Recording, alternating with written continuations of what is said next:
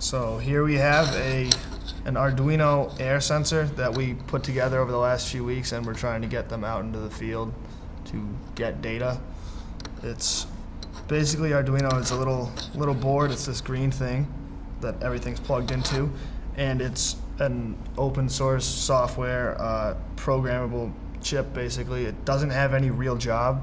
It's just whatever you tell it to do. In a way, it's sort of stupid. It just does whatever you plug into it. And then these are the sensors themselves. The little gray thing is the actual sensor. This is carbon monoxide. This is ozone. And then on the computer, in a second, we can pull up all the data we're getting from the room, tell you how the air quality is. We also have temperature right here, white. They're Arduino, like some basic functions. It's been used to lift your shade up in the morning when the sun rises, so that's a cool use.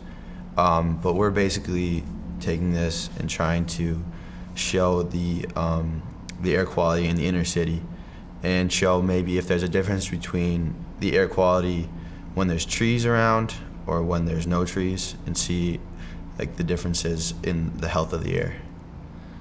The goal of the project we've got going is to try and get the kids from the city, especially the schools, involved with this, and then get multiple sensors out and have data collected all over the city, and try and, like, as Jack said, compare how the air quality varies between an area that's really a lot of trees and a lot of, like, trees, and an area that's right on a main road where there's not a lot of trees, but there's a lot of heavy traffic, so, you know, how are the cars and the pollution affecting the air you're breathing in. The trees in, like, parks or places, they take in a lot of carbon monoxide and ozone and sort of purify the air, so they're really good for keeping the air clean. That's why a lot of times the air you breathe in a, like, Forest Park, for example, would be a lot cleaner than the air you breathe sitting on, you know, Main Street in Springfield, where there's just traffic going nonstop. Ozone and carbon monoxide are both very, like, poisonous in high quantities, so it's best, like, to try and keep them low, and trees do a good job of that, keeping the, like, how much of those gases are in the air to a low, safe level. Citizen scientists, it's a movement to try to get people to go out in their community and measure data, do other experiments, just to try to have them understand the science behind different things like air quality. Actually, what we're doing is a parallel to something in Kathmandu near Mount Everest, where they're also bringing air quality sensors out. So the main goal is to spread this movement almost of citizen scientists across Massachusetts and across the country, so that more people can be exposed to, like, the cool science behind this, and maybe we can make a difference as well. Yeah, show people you don't need a master's degree to do all this stuff. It's pretty easy. It's pretty easy, actually. You wire the thing together, and you can leave it wired once you do it once, so it's not you don't have to repeat it every time. You just plug it into the computer and let it warm up. You'll want to let this thing stay on for like a half hour to an hour before you really start collecting data, so it can get calibrated and sort of even out all the values. And after that, you just sit there, let the data roll in. You can do whatever you want, read a book, watch Netflix. Yeah. On his point, these are, like, cheaper. They're about $40. Like a real air sensor is like $1,000, can be up to $1,000. So there are limitations, like we have to put it in a box to make sure wind isn't hitting it. If it's too hot out, the data can be skewed. So we also are collecting temperature to, like, calibrate the data after. If we know the temperature, we can change the data. So there are limitations, but that's the great thing about it being so cheap. We can get so many out there that we can collect a lot of different data and average it out almost. So it's good. At least from what I saw, the data we got was fairly reasonable. Like, it wasn't like really bad or really good. It was just kind of what you would expect in, like, an urban environment like this, just sort of average numbers. I guess I'd say I'm trying to get kids involved with citizen scientists in the makerspace in downtown Springfield, so through UMass. I'd say we put together these air sensors, and now we're just trying to go out there and collect as much data as we can and get people from the city involved. And, once we get the data, we can see, like, is the air we're breathing okay? Is it awful? So it's warming up right now. But what you'd expect in this room for ozone is about 20 to 30 parts per billion. And right now it's warming up to like 15.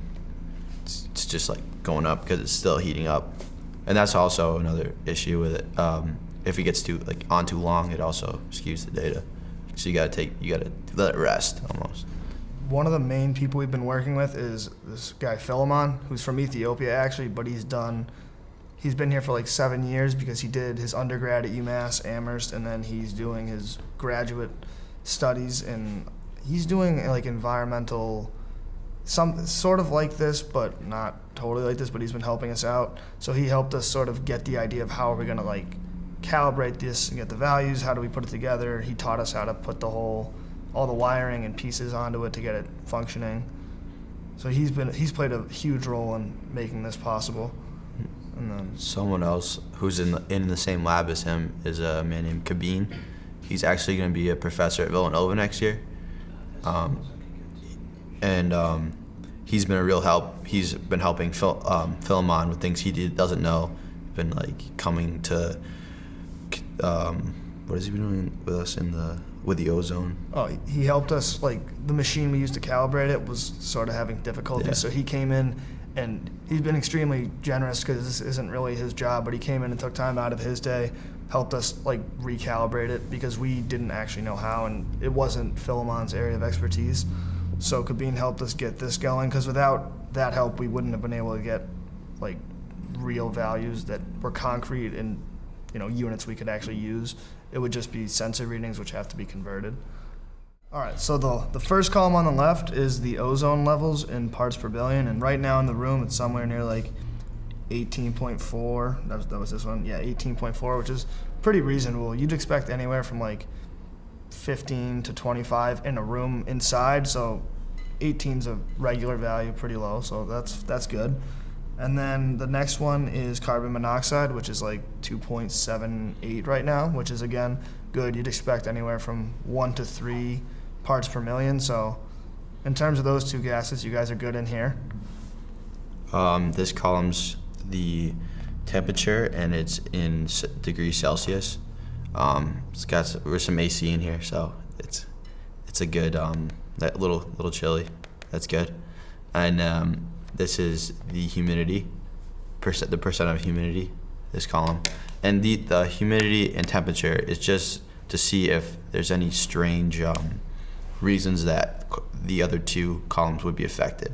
So they're basically like a backstop to make sure that the carbon and the ozone aren't skewed for any reason.